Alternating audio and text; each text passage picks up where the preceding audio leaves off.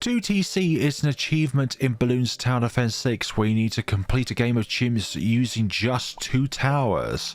Today we're going to be doing this with the Icicle Impale and the Bloon Exclusion Zone, and this will soon be an exclusion zone of all the balloons. Within any 2 tower chimp scenario, I think even more important so than 2 megapops to say the least when it comes to the placement of your tower. As I just said, the placements of your towers are so important. So this little square, for example, incredibly ideal for your ice tower, for your tack shooter, for solder, etc. Now, I know this is going to be a very weird spot to put our Dartling Gunner. It prefers straight lines, so it can utilize its projectiles very well. But I'm going to say this right now, since it grows in size when you upgrade it up to like the balloon area denial system and the bears, you really want it so that the DTs don't have as much of a chance to block its projectiles as much as it can do. So therefore we're placing it down here, so if the DTs are stuck over there because of the Icicle Impale, then we can still deal damage to the ceramics which are along here, etc.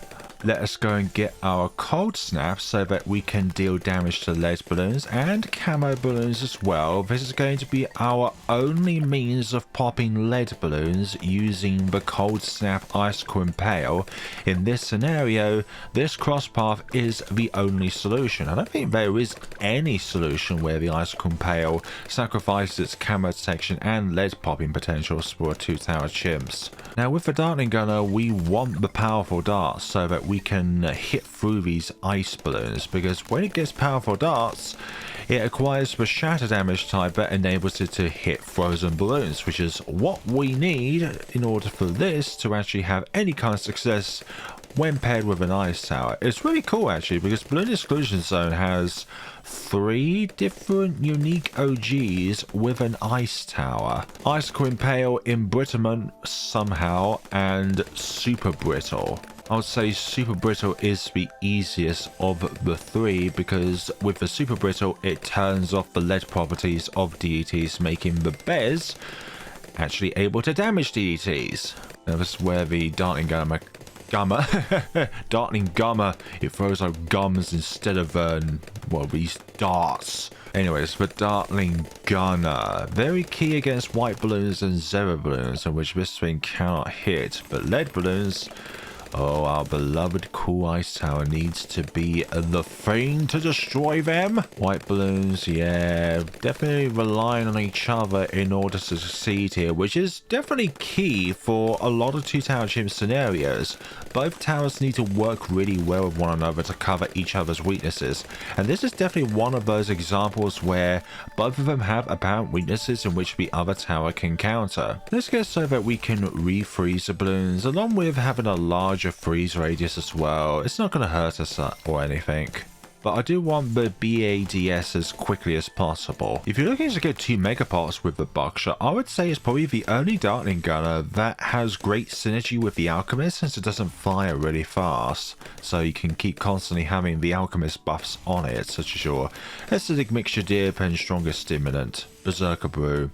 You get what I mean. I think I said those in the incorrect order. Back in my day, little ones, the beige and permabrew 2TC could only be done with a regrow farm. Right, round 40. Go down, please. There we go. Just like that. The buckshot does the work against the Moab. I see the first Legends is called Rogue Legends. It should be pretty exciting to try and find out what each of the different like artifacts are within that mode. I'm definitely gonna give it a good old college try and play through it at least one time for the channel. Let me know if you'd like to see me try and cover, let's say, all of the different possible artifacts which are found in the game. So let's say go through each hero and see what unique artifacts are in play, or even like I could do like a complete sort of coverage as to like what is possibly available within like the first outing of Rogue Legends. So it's like I cover everything that is within the confines of the game so far. Although that could be like pretty boring, since it's like It's more like inventory checklist sort of thing. I actually forgotten about buying the BADS for our adventures here because I've been so entrenched with Rogue's Legend DLC. But when I try out for the first time, the hero that I will pick is going to be the channel's avatar itself, Voidora. I'm not too sure if there's like differences with the skin that you have selected for your hero. I think it's just all across the board heroes in general. So Voidora or Joan of Arc Adora or regular Adora, the artifacts are going to be the same possibly. I don't know. What I do know is that we are going to get Icicle Impale as soon as possible. But looking at the prices in the Rogue Legends teaser that Ninja Kiwi has given us by the good old Sam, prices look to be somewhere in between hard and impossible, so more expensive than hard but cheaper than impossible. But maybe that was just the teaser that they gave out to us. I honestly think that without the knockback feature of the buckshot, along with that its further upgrades, I think this tower would honestly be much worse. I think for this particular combo, round 95 and possibly round 99 are going to give us a lot of issues when it comes to DDTs. Round 95 because of the sheer number of DDTs, and round 99 because of how strong each of the DDTs are. Okay, round 60, BFB, this shouldn't be too hard whatsoever, and in fact it's already dead. Just like that, already dead. But I do want to separate it so that the Moabs are the only things which the Icicle is interacting with, because it's not going to do very well against those zebras, however you want to call them. Fortified ones, thank you for being summoned and granting us the means of increasing our cash flow. Okay, this is going to be very interesting as well. I need to hit these ceramics with the balloon area denial system, but these lead balloons are blocking our means of being able to hit them. This is why I kind of put the Dartling Gunner in this position, so that the leads don't block our means of being able to attack these behemoths. And now we are up to the Choco Box Tower, Icicle Impale. Choco Box is a freaking legend, by the way. One of these freezes them in place, the other knocks them back. But we do run into lead balloons on the good old glorious round of 69. Although these ceramics, no issue whatsoever. And these rainbows, along with the camo regrow whites, not an issue whatsoever. Oh yeah, the occasional yellow balloon gets through. Yeah, that's kind of cool, isn't it? That the occasional yellow balloon sneaks through. Watch out as Fire Balloons dies to a yellow balloon on either round 95 or round 99 incoming. I'm predicting it. Oh, great Philosopher Flare. What else can you predict? I sense Sky Shredder's going to get a price nerf yet again, which means it'll be even more expensive. Actually, Ninja Kira's not done that in a while, but there was consecutive updates where they kept nerfing the price of Sky Shredder. I know it's like only 2 updates that they did that. In the most recent updates that they did increase its price, but so would you just leave it alone? What else, great Philosopher Flare, would you be predicting? I predict the Ray of Doom will be switching from normal damage type to plasma damage type. I predict that I don't know, I predict Pop and Ore will not have normal damage type when it gets heavy shells, but to compensate it would do extra damage against fortified balloons, lead balloons, stunned balloons, I don't know, certain other kind of balloons. It also grants a new ability to the Pop and All called the Insta-Killy the Bad, where it eliminates the bad from the game of round 100. But hey, guess what? There's a price to pay, and that price is your life. Would you be willing to press that ability? Imagine if you accidentally pressed on the keyboard and that abomination actually occurs. Right, let's take this BFB down before the huge horde of ceramics appears again. There it is. They always come back. And with a new coat of paint as well, being the camo. Oh, great. Going from rainbow balloons to yellow balloons. I'm telling you, yellow balloons are the bane of all evil. They will haunt you in your dreams. They'll haunt you when you're at your job. They will haunt you wherever you are. Even when you have the victory screen, you know that the next time you play the game, you may die to a yellow balloon. Again, here we go, COMG territory. We're going to do a lot of damage against this thing. And this is probably the crossbar that is closest reminiscent to the Gatling tank in Red Alert 2 US Revenge. Let's clear the air. But now we are on free play rounds, which means super ceramics are a thing. But guess what? We're able to freeze them in place, knock them back, so their HP increase is not a big threat. Still a threat, but not a big threat. Although they are making it quite far, but nonetheless, die. Well, let's take down all of these regular ones, and then I'm going to think about the fortified ones as soon as you enter the vicinity of the Icicle Impale. It will impale you of your dreams. Dreams of turning into a yellow balloon, giving me the game over screen. Holy crud, we're keeping these super ceramics and super fortified ceramics at bay. But just look at that! That's pretty cool, isn't it? Keeping them in place right there. Not being able to move forward. Barely. That's a good tower right there. It's most well-rounded of the